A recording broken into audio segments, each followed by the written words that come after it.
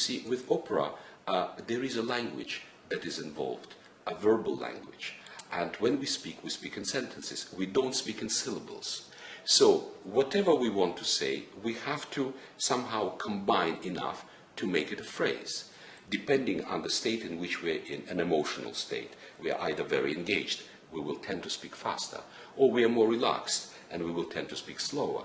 But whichever speed we'll be speaking at, it will still have to be a sentence and not a syllabic way of speaking, which will provide monotony and put everybody to sleep, and actually will make no sense. Music is no different.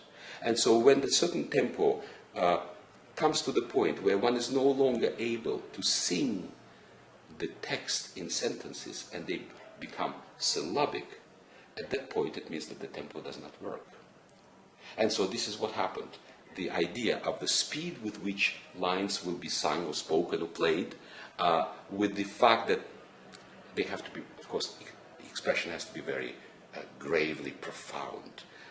Those ideas somehow became confused. And you see how it got slower and slower, which then, of course, explains the scandal that Richard Strauss created in Bayreuth, where he has been finally, at venerable age, he must have been already in his late 70s, if not early 80s, he was finally invited to conduct in Bayreuth at the time when Toscanini has walked out in protest against Hitler.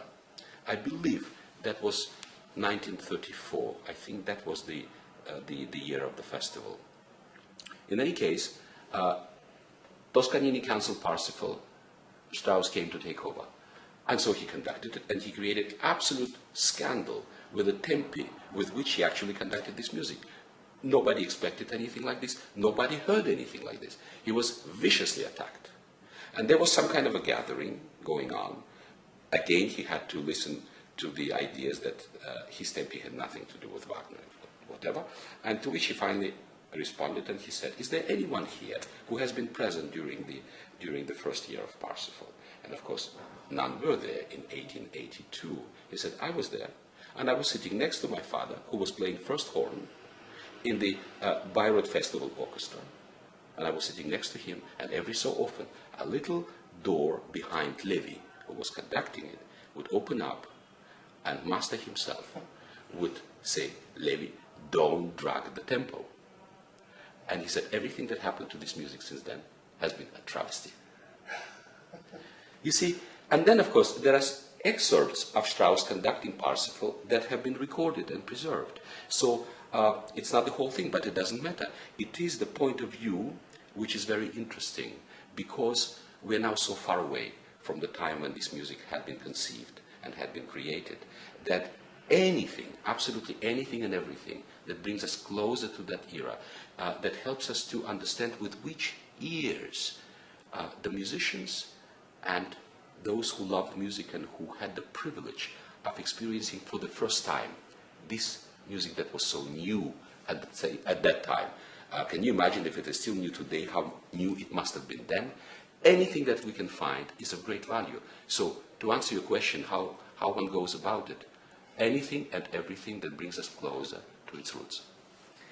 And how easy is it for somebody like you, who has been with a piece of music for a length of time, living it, conducting it, night after night, rehearsing it, and then it goes, and you move on to, say, a piece by Verdi, Don Carlo, which we're also doing in London soon. How do you make that adjustment? I mean, how easy is it to make that adjustment from one, this very intense relationship that you've had with a piece of music, to another? What's it like? It's a nightmare. It's an absolute living hell. Seriously? Seriously. You mentioned Verdi, Don Carlo. Well, Verdi is another giant of the magnitude of Wagner.